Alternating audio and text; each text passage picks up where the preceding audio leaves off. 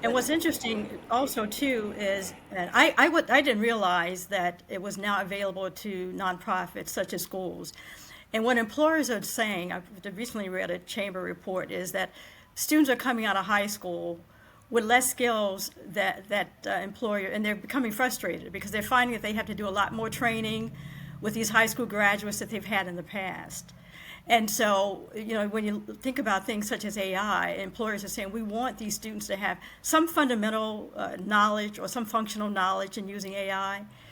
But before TechCred decided to fund nonprofits, I didn't know of any other entity I didn't know how this was going to happen.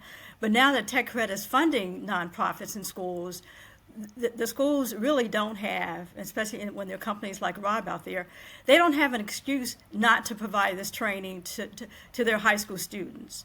So that when they interview with companies, they can say, I've had an AI fundamental course at my high school.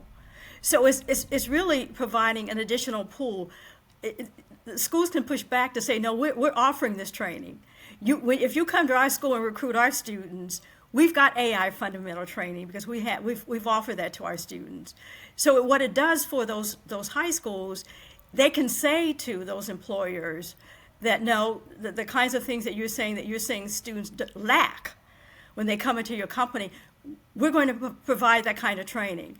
But it's up to employers to say to high schools, these are the things that we're seeing that are missing in your students come out, so that entities such as Rob can partner with these schools, and now they get funding from the state to ensure that these students have these skills and abilities when they come in, and they can transition effectively into an employer company.